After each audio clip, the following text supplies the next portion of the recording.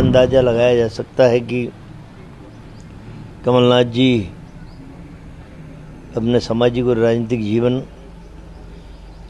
में शायद बदलाव लाए। देखिए, राजनीति के अंदर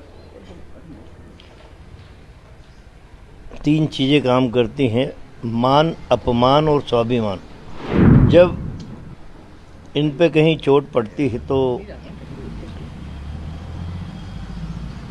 मनुष्य अपने जीवन के निर्णय को बदलता है। जिस व्यक्ति ने अपने जीवन के 45 वसंत कांग्रेस को सींचने में लगा दिए, यदि उस व्यक्ति का कहीं हम सम्मान नहीं कर पाते हैं तो ये कमजोरी उस राजनीतिक दल की है।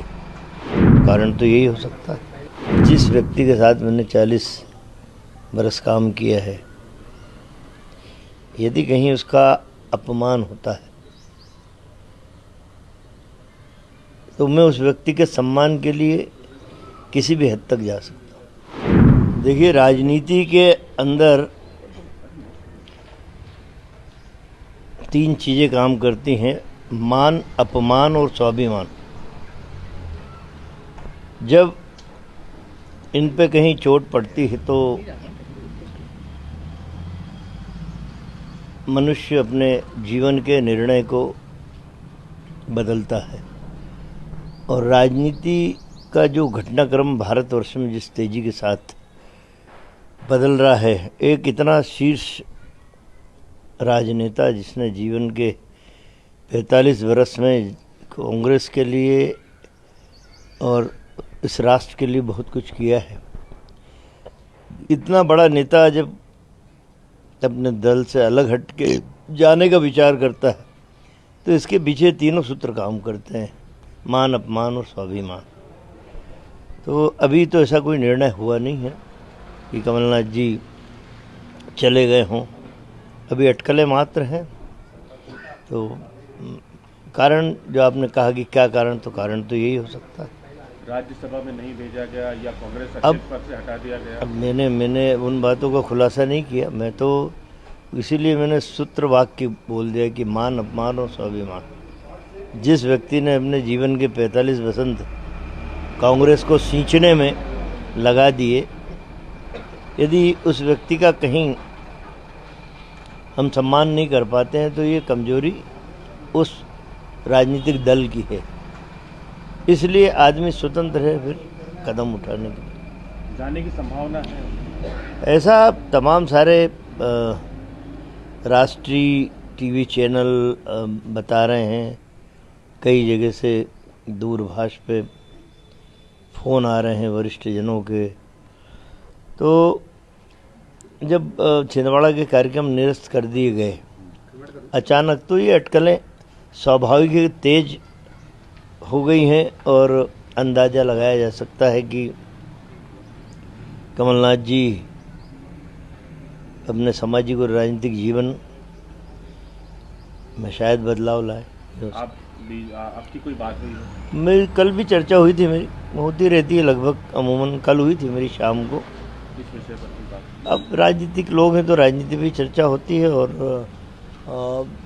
काफ़ी लंबी चर्चा हुई और उन्होंने मुझसे भी राय ली कि हम लोगों को क्या करना चाहिए, कैसे क्या।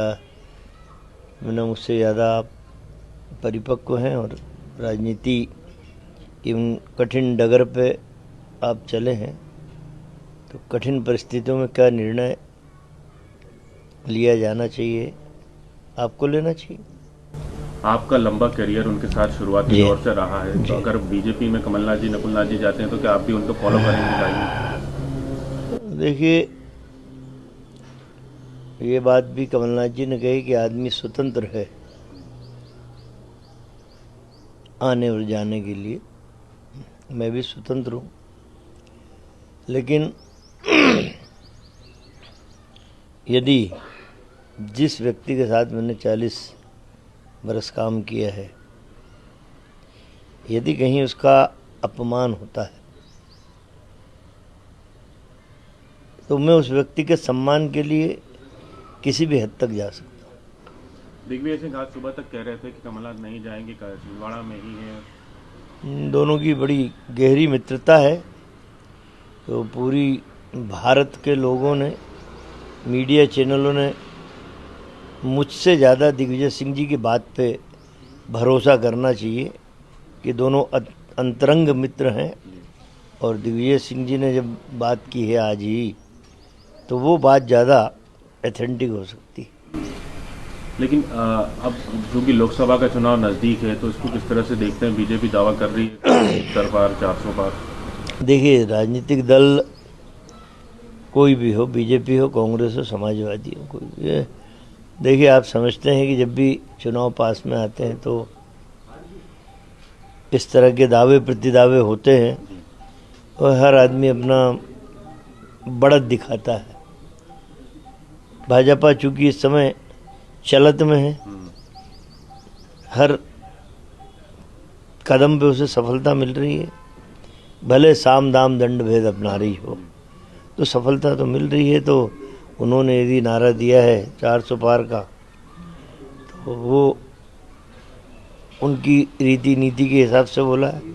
लेकिन मेरा ऐसा मानना है कि घबरा के कोई व्यक्ति एक दल से दूसरे दल में नहीं जाता। मान अपमान और स्वाभिमान, जब उस पर चोट पड़ती है तो ही उसके कदम दूसरी तरफ जाते हैं, वरना नहीं।